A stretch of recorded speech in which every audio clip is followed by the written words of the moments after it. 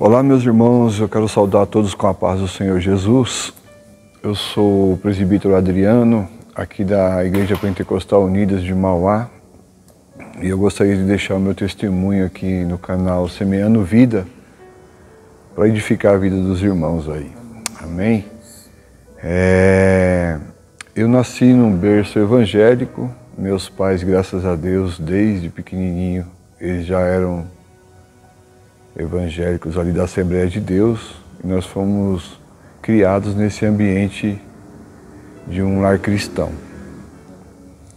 E eu lembro que quando eu ia na igreja, quando eu era pequenininho, meus pais me levavam, e a gente como criança, você não guarda mensagens, essas coisas. A gente brincava muito, até às vezes na hora do culto a gente era chamado a atenção, um desamarrava o cardaço do outro, aquele tipo de coisa que criança faz, né?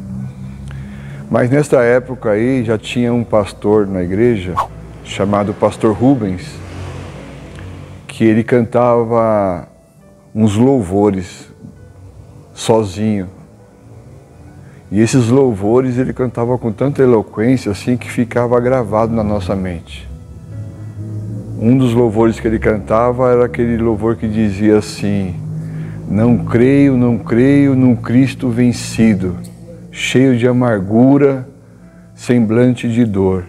Eu creio num Cristo que venceu, que conquistou, né? E isso daí eu fui crescendo e esse louvor ficou dentro da gente, né? E infelizmente quando os pais obrigam a gente a ir para a igreja assim, não ensina direito a palavra, não senta para explicar as coisas. Eu nem critico meus pais porque é a criação que eles tiveram. E com uns 14 anos de idade eu comecei a estudar, fazer Senai em São Paulo, no Ipiranga. E você começa a fazer as amizades e começa no Senai tinha muita coisa também de droga, bebida. E eu sabia que droga era coisas erradas e a gente começou na bebida ali. E eu já comecei a parar de ir para a igreja com 14, 15 anos, parar de ir para a igreja. E infelizmente andei no mundo, né? E só vim aceitar Jesus como Senhor e Salvador com 26 anos de idade. Eu tinha acabado de me casar e eu falei para minha irmã: hoje eu vou lá na sua igreja. Aí a minha irmã deu até risada: você vai? Tá bom que você vai. Aí eu fui para a igreja, depois logo de recém-casado. Eu fui para a igreja, eu ouvi a mensagem tocou profundamente no meu coração e eu fui para frente, chorando, entregar minha vida para Jesus. E ali mudou tudo a minha história, porque falei, como é que pode esse Deus ser tão vivo, tão presente, e eu não sabia que Deus existia? E abriu um novo mundo para mim, eu estava com aquela alegria, minha vida não tinha mudado em nada financeiramente, materialmente, mas a alegria dentro do interior da gente é uma coisa absurda. E eu ia trabalhar, eu trabalhava numa empresa aqui perto de casa, e eu ia trabalhar a pé, e eu ia com alguns versículos anotados. E eu ia decorando aqueles versículos, que eu queria comer a palavra, eu queria ter a palavra dentro do meu coração, na minha mente. E foi muito importante esses momentos, porque quando a gente está começando na caminhada cristã, as pessoas nos orientam a você fazer um devocional, você ler a Bíblia, e quando passar do tempo, a gente vai acabando esquecendo dessas coisas, vai acabando esfriando na fé, né? Mas isso aí para mim foi muito bom, eu ter anotado até a gente colocava até na geladeira, às vezes, alguns versículos para você estar lembrando, né? E ali começou, né? Eu era recém-casado, a gente pagava aluguel, vivia numa dureza terrível. Às vezes, se você fosse comer uma pizza, saía fora do orçamento. E a gente pagava as coisas com muita dificuldade, usava o limite do banco todo mês praticamente. Mesmo assim, a alegria dentro do coração da gente era a coisa melhor do mundo. Pelo menos eu falo de mim, né? E eu me lembro que teve um missionário que foi em casa me dar uma Bíblia de presente quando eu aceitei a Jesus. E esse missionário era um dos piores bandidos que tinha aqui no bairro. Eu conhecia ele antes e agora ele estava na igreja. E ele chegou no meu portão, eu lembro que ele bateu lá, a gente estava conversando, ele me deu uma Bíblia e estava escrito na Bíblia, ele colocou um versículo para mim que era 1 João 2,15, que dizia: não ameis o mundo e nem o que no mundo há. Se alguém ama o mundo, o amor do Pai não está nele. E todas essas palavras eu absorvi, eu li até entrar no meu coração e eu gravar. Porque é importante você memorizar a palavra e ter a palavra no seu coração. E eu lembro que quando esse missionário estava no portão me entregando essa Bíblia, a gente estava conversando, meu pai chegou. Meu pai, que é assembleiano há muitos anos, meu pai, quando viu ele saindo do portão, meu pai falou: toma cuidado com esse camarada aí. Esse homem é perigoso. Ou seja, quem estava na igreja já há muito tempo não estava crendo na transformação de um bandido que Deus transformou em um missionário. Mas amém. E aí, foi passando alguns dias, a igreja queria ter as coisas, porque às vezes, final de semana, você ficava em casa sem fazer nada. Você vai tomando conta do seu coração e você vai colocando um trono dentro do teu coração. E esse pastor, batendo um papo comigo, ele percebeu isso. E aí, na outra semana, ele foi em casa e ele levou um versículo que está escrito em Hebreus 13:5. Contentai-vos com o que tendes, porque Deus tem dito: não te deixarei e não te abandonarei. Quando eu ouvi essas palavras, meus irmãos, as lágrimas saltavam dos meus olhos. Eu querendo segurar, mas não dava. Você vê como que a palavra tem poder e a palavra tem vida. E aquelas palavras, ela foi arrancando aquelas coisas que tinha dentro do meu coração e eu comecei a chorar. E tentando correr agora atrás do tempo perdido. Pois bem, a gente começou ali a fazer o discipulado, a aprender, e comecei a ter o desejo no meu coração de pregar a palavra de Deus.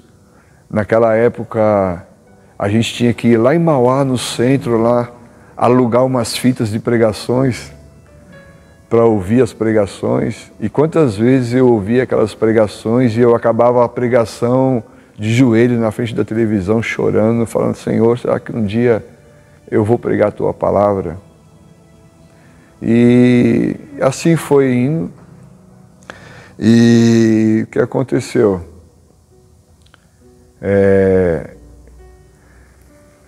A gente pagava aluguel e era bem difícil a situação. E um dia eu ouvi um testemunho de uma irmã que impactou a minha vida. O testemunho dela é muito forte. E uma das coisas que ela disse, depois de tudo que ela passou, que ela começou a ter uma intimidade tão grande com Jesus Cristo, que ela chegava na casa dela, ela abria a porta e dizia: Senhor, entra primeiro na minha casa.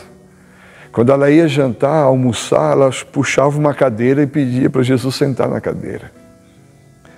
E isso me chamou a atenção e eu comecei a fazer essas coisas. Eu indo para o trabalho, eu falava: Jesus, senta aqui do meu lado, vamos comigo para o trabalho. E ali eu conversava com Jesus, porque todo crente é louco. Todo crente é louco. Aí comecei a falar com Jesus e eu falava para Jesus assim: uma vez eu estava na casa que eu pago aluguel, eu estava na janela olhando e uma pessoa, um vizinho, tirou um carro da garagem e começou a lavar o carro e tal.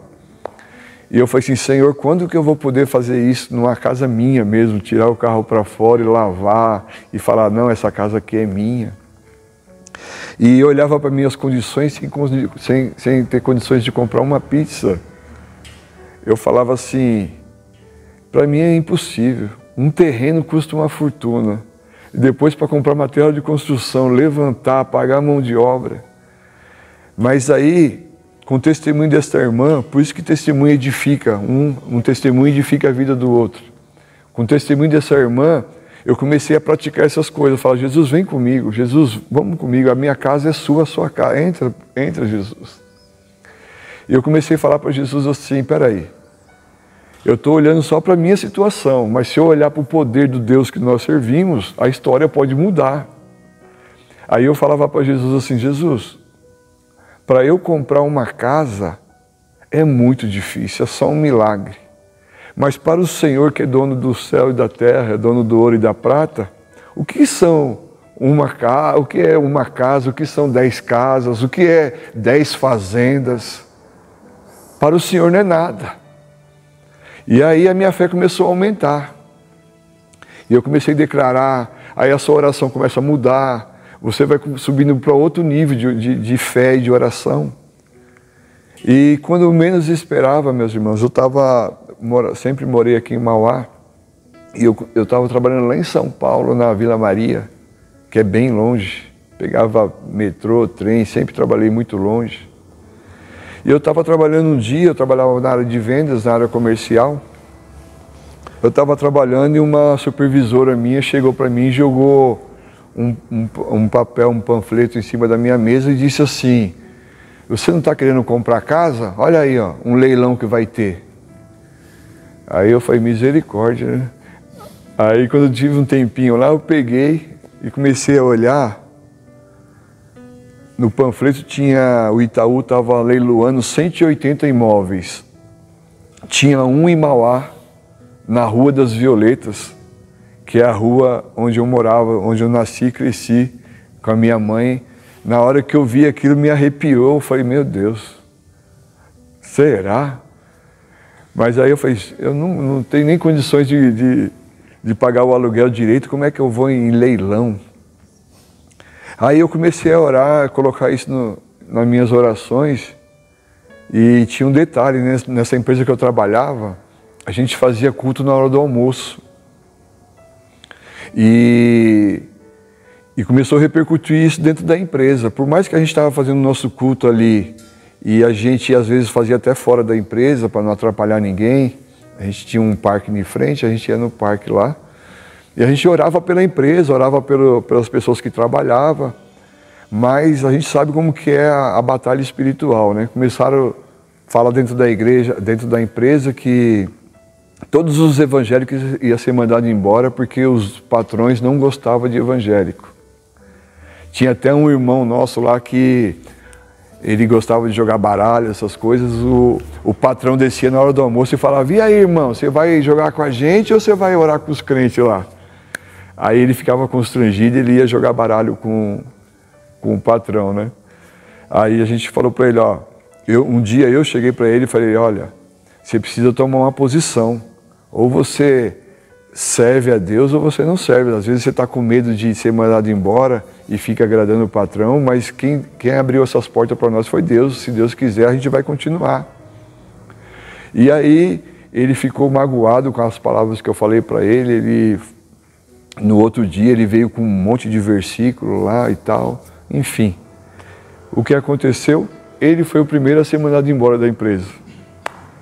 E depois você sabe como é que é, né? Aqueles que serviam a Deus realmente continuou e saíram quando bem entenderam. E o que aconteceu?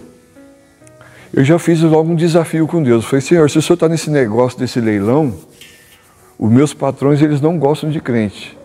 Mas eu tenho um carro que vale o valor que precisa dar de entrada no leilão.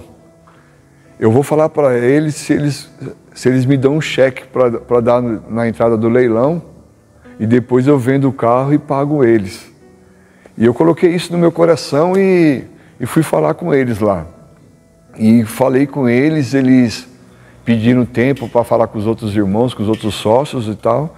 E enfim, eles acabaram aceitando. E ele me falou, vai lá, Adriano, vai lá na segunda-feira lá no leilão, no sábado, se você ganhar, pode dar o cheque para segunda-feira que a gente cobre. Aí eu falei, já é Deus nesse negócio aí. Aí eu fui pro leilão. Cheguei no leilão em São Paulo, num galpão muito grande, com muita gente rica, comprando casas, fazendas, chácaras, como se fosse roupa.